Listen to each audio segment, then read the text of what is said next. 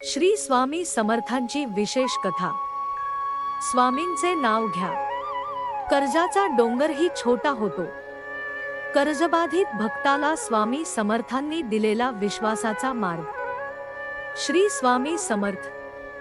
अक्कलकोट निवासी श्री स्वामी समर्थ महाराज की जय। मित्रांनो, आयुष्यात काही संकटे अशी असतात की ती बाहेरून दिसत नाहीत, पण मनाला आतून पोखरत असतात। त्यापैकी एक मोठे संकट म्हणजे कर्जाचे ओझे। कर्ज घेताना परिस्थिती आपल्याला सांगते, आता हे पैसे घे, नंतर हळूहळू फेडता येतील। पण काळ जसजसा पुढे जातो तसतसे कर्जाचे हप्ते, व्याज, घरखर्च, मुलांचे शिक्षण, आजारपण आणि इतर जबाबदाऱ्या वाढत जातात। आणि मग एक दिवस माणूस स्वतःलाच प्रश्न विचारतो, मी या कर्जाच्या संकटातून कधी बाहेर पडणार? अशीच एक कथा आहे गोविंद नावाच्या एका साध्या कष्टाळू भक्ताची। गोविंद एका छोट्याशा गावात आपल्या पत्नी आणि 2 मुलांसोबत राहत होता। तो श्रीमंत नव्हता, पण त्याच्या मनात एक गोष्ट श्रीमंत होती, श्री स्वामी समर्थ महाराजांवरील अढळ श्रद्धा। गोविंद रोज सकाळी उठल्यावर घरातील छोट्याशा देवघरासमोर दिवा लावत असे। स्वामींच्या फोटोसमोर हात जोडून तो म्हणायचा, स्वामी माऊली, माझ्याकडे काही नाही, माझी ताकद कमी आहे, पण माझा विश्वास तुमच्यावर आहे, माझा हात सोडू नका। आणि मग तो आपल्या कामाला निघून जायचा। कर्जाची सुरुवात। गोविंद पूर्वी छोटासा व्यवसाय करत होता। व्यवसाय वाढवण्यासाठी त्याने कर्ज घेतले। सुरुवातीला सर्व काही व्यवस्थित चालले। त्याला वाटले, थोडे कर्ज आहे, मेहनत केली की फेडून टाकीन। पण अचानक परिस्थिती बदलली। व्यवसायात नुकसान झाले। त्याच वेळी घरात आजारपण आले। मुलांच्या शिक्षणाचा खर्च वाढला। घरखर्च वाढत गेला आणि कर्जाचे हप्ते वेळेवर भरता येईनासे झाले। कर्ज देणारे लोक वारंवार फोन करू लागले, कधी दारावर येऊन उभे राहू लागले, कधी कठोर शब्द ऐकावे लागत। गोविंद बाहेरून शांत राहायचा, पण आतून पूर्णपणे तुटत चालला होता। एका रात्री तो घराच्या अंगणात एकटाच बसला होता। आकाशात चंद्र होता। सगळे गाव झोपले होते, पण गोविंदच्या डोळ्यांना झोप नव्हती। त्याच्या डोक्यात एकच विचार फिरत होता, हे कर्ज कसे फेडायचे? त्याने हाताने चेहरा झाकला। डोळ्यातून अश्रू वाहू लागले। तो हळू आवाजात म्हणाला, स्वामी, मी कोणाकडे जाऊ? माझ्या मुलांकडे पाहतो तेव्हा भीती वाटते। माझ्या पत्नीच्या चेहऱ्याकडे पाहतो तेव्हा अपराधी वाटते। कर्ज देणाऱ्यांचा फोन आला की हात थरथरतात। स्वामी, आता माझी परीक्षा घेऊ नका, असे म्हणत तो देवघरासमोर जाऊन बसला। त्याने स्वामींच्या फोटोसमोर दिवा लावला आणि हात जोडून म्हणाला, श्री स्वामी समर्थ। एकदा, दोनदा, 10 वेळा। आणि मग त्याच्या डोळ्यांतून अश्रू वाहू लागले। तो म्हणाला, स्वामी, मला पैसे मागायचे नाहीत, मला फक्त योग्य मार्ग दाखवा। स्वामींच्या चरणी प्रार्थना। त्या रात्री गोविंदने एक संकल्प केला, मी रोज स्वामींचे नामस्मरण करीन, मी माझ्या परीने प्रामाणिक मेहनत करीन, अनावश्यक खर्च कमी करीन, ज्यांचे पैसे घेतले आहेत त्यांच्याशी प्रामाणिकपणे बोलेन, आणि माझ्या मनात निराशा आली तरी स्वामींचे नाव सोडणार नाही। त्याने डोळे मिटले आणि हळूहळू म्हणू लागला, श्री स्वामी समर्थ, श्री स्वामी समर्थ, श्री स्वामी समर्थ। नामस्मरण करता करता त्याला झोप लागली। त्या रात्री आलेले स्वप्न। गोविंदला स्वप्न पडले, त्याला एका मंदिरासारखी जागा दिसली. समोर एक तेजस्वी साधू उभे होते. त्यांच्या चेहऱ्यावर विलक्षण शांतता होती. गोविंद त्यांच्या चरणी पडला आणि रडत म्हणाला, महाराज, माझे कर्ज कधी संपणार? त्या साधूंनी त्याच्याकडे पाहिले आणि शांत आवाजात म्हणाले, बाळा, कर्जाच्या आकड्याकडे पाहून घाबरू नकोस. आज किती बाकी आहे याचा विचार करत बसू नकोस. आज तू किती प्रामाणिकपणे प्रयत्न करू शकतोस ते पहा. गोविंद म्हणाला, महाराज, माझ्याकडे पैसे नाहीत. साधू म्हणाले, पैसा कमी असेल तर मेहनत वाढव. मार्ग बंद वाटत असेल तर नवा मार्ग शोध. मन खचले असेल तर नामस्मरण कर. आणि सर्वात महत्त्वाचे, साधूंनी त्याच्याकडे पाहिले. श्रद्धा ठेव, पण प्रयत्न सोडू नकोस. गोविंद त्यांच्या चरणांना स्पर्श करण्यासाठी खाली वाकला आणि त्याच क्षणी त्याची झोप उघडली. तो उठून बसला, देवघराकडे पाहिले. स्वामींच्या फोटोसमोरचा दिवा अजूनही तेवत होता. गोविंदच्या मनात एक वेगळीच शांतता निर्माण झाली. त्याने हात जोडले आणि म्हणाला, स्वामी, मला मार्ग समजला. बदलाची सुरुवात. दुसऱ्या दिवसापासून गोविंदने स्वतःमध्ये बदल करायला सुरुवात केली.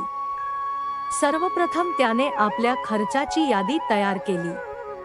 कुठे पैसे अनावश्यक खर्च होतात हे पाहिले. ज्या वस्तू आवश्यक नव्हत्या त्या खरेदी करणे बंद केले. त्याने कर्ज देणाऱ्या व्यक्तींशीही प्रामाणिकपणे बोलण्याचा निर्णय घेतला. तो एका व्यक्तीकडे गेला आणि म्हणाला, माझी परिस्थिती सध्या कठीण आहे, पण तुमचे पैसे मी बुडवणार नाही. मला थोडा वेळ द्या, मी थोडे थोडे करून पैसे परत करीन. त्याच्या प्रामाणिकपणामुळे समोरच्या व्यक्तीनेही त्याला वेळ दिला. गोविंदने पुन्हा काम वाढवण्याचा प्रयत्न केला. दिवसा व्यवसाय आणि संध्याकाळी अतिरिक्त काम. कधी थकवा यायचा, कधी निराशा यायची, पण रात्री घरी आल्यावर तो देवघरासमोर बसायचा, दिवा लावायचा आणि म्हणायचा, स्वामी, आजचा दिवस तुमच्या चरणी अर्पण. पहिला बदल. काही दिवसांनी गोविंदच्या कामात हळूहळू सुधारणा होऊ लागली. जिथे पूर्वी 2 ग्राहक यायचे, तिथे आता 4 ग्राहक येऊ लागले. त्याला एका जुन्या ग्राहकाकडून मोठी ऑर्डर मिळाली. गोविंदला आश्चर्य वाटले. त्याने त्या दिवशी मिळालेल्या पैशांतून स्वतःसाठी काहीही घेतले नाही.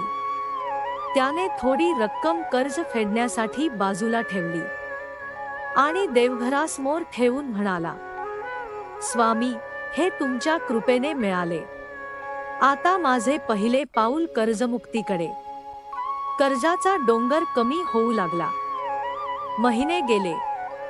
गोविंदची परिस्थिती एका दिवसात बदलली नाही, पण त्याची दिशा बदलली होती. आणि दिशा बदलली की प्रवास बदलतो.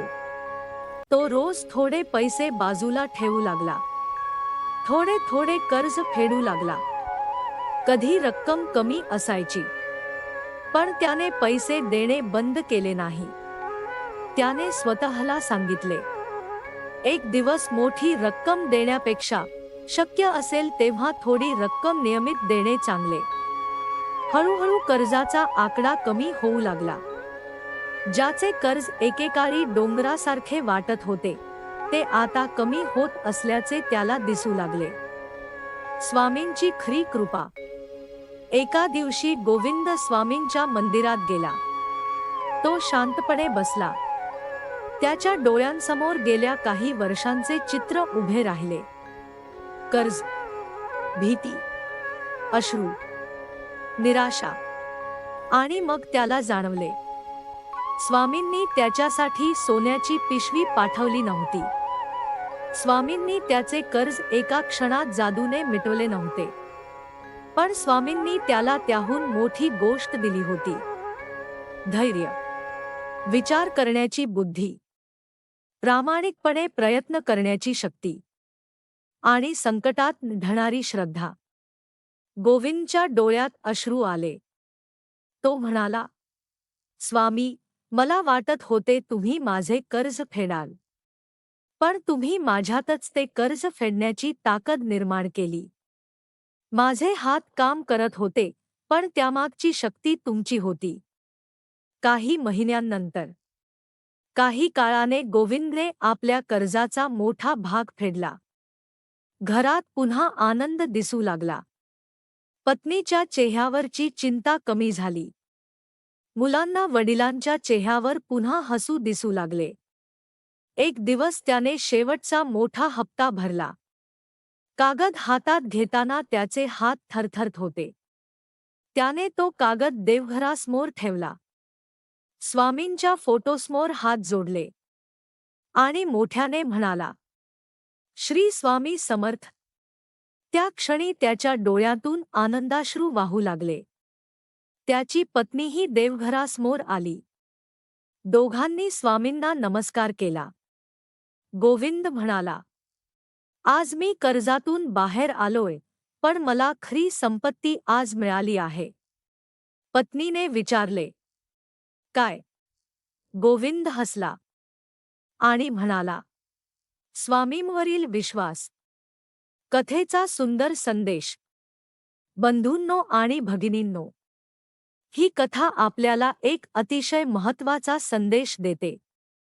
कर्ज असो, व्यवसायातील नुकसान असो, घरातील आर्थिक अडचण असो, किंवा आयुष्यातील कोणतेही संकट असो, फक्त चिंता करून समस्या सुटत नाही. आपल्याला श्रद्धेसोबत प्रयत्न करावे लागतात. श्री स्वामी समर्थांचे नामस्मरण मनाला आधार देऊ शकते, पण त्यासोबत आर्थिक शिस्त, योग्य नियोजन, प्रामाणिक काम आणि कर्ज फेडण्याचा ठोस प्रयत्नही आवश्यक आहे. जर तुमच्यावर कर्ज असेल तर घाबरू नका. आजपासून एक वही घ्या. तुमच्यावर किती कर्ज आहे ते लिहा. कोणाकडून किती घेतले आहे ते लिहा. दर महिन्याला किती रक्कम फेडता येईल ते ठरवा. अनावश्यक खर्च कमी करा. उत्पन्न वाढवण्याचे मार्ग शोधा. कर्ज देणाऱ्यांशी प्रामाणिकपणे बोला. आणि मन खचले की स्वामींचे नामस्मरण करा. श्री स्वामी समर्थ. श्री स्वामी समर्थ. श्री स्वामी समर्थ. नामस्मरण करताना मनात एकच भावना ठेवा, स्वामी, मला योग्य मार्ग दाखवा आणि तो मार्ग चालण्याची शक्ती द्या. स्वामींच्या चरणी प्रार्थना. हे अक्कलकोट निवासी श्री स्वामी समर्थ महाराज, ज्या भक्तांच्या घरावर कर्जाचे ओझे आहे, ज्यांच्या मनात पैशांची चिंता आहे, ज्यांना उद्याची काळजी सतावत आहे, ज्यांच्या हाताला काम आहे पण परिस्थिती साथ देत नाही, ज्यांच्या घरात आर्थिक अडचणींमुळे तणाव आहे, अशा सर्व भक्तांना धैर्य द्या. त्यांना योग्य निर्णय घेण्याची बुद्धी द्या. प्रामाणिकपणे मेहनत करण्याची शक्ती द्या. अनावश्यक खर्चापासून दूर राहण्याची समज द्या.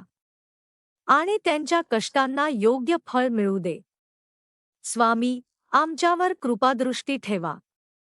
आमच्या घरातील चिंता दूर करा. आमच्या हाताला काम द्या. आमच्या बुद्धीला योग्य दिशा द्या. आणि आम्हाला कर्जमुक्त होण्याचा योग्य मार्ग दाखवा. श्री स्वामी समर्थ. शेवटचा संदेश. जर आज तुम्ही कर्जाच्या संकटात असाल तर एक गोष्ट लक्षात ठेवा. कर्ज मोठे असू शकते, पण तुमची आशा त्यापेक्षा मोठी असू शकते. आजची परिस्थिती कायमची नसते. आज अडचण आहे म्हणून उद्याही अडचण असेल असे नाही. एक पाऊल आज टाका. दुसरे पाऊल उद्या टाका. नामस्मरण करा. प्रयत्न करा. शिस्त ठेवा. आणि विश्वास ठेवा. कारण संकटाच्या काळात मनातला विश्वासच आपल्याला पुन्हा उभे राहण्याची ताकद देतो. आणि म्हणूनच आज मनापासून म्हणा, श्री स्वामी समर्थ, श्री स्वामी समर्थ, श्री स्वामी समर्थ. स्वामी महाराज आपल्या सर्व भक्तांवर कृपा करो. ज्यांच्या घरात चिंता आहे तिथे समाधान येवो. ज्यांच्या मनात भीती आहे तिथे धैर्य येवो. ज्यांच्या आयुष्यात अडचणी आहेत त्यांना योग्य मार्ग मिळो. आणि प्रत्येक भक्ताला आपल्या कष्टातून, प्रामाणिक प्रयत्नातून आणि योग्य नियोजनातून आर्थिक स्थैर्य मिळो. अक्कलकोट निवासी श्री स्वामी समर्थ महाराज की जय. श्री स्वामी समर्थ.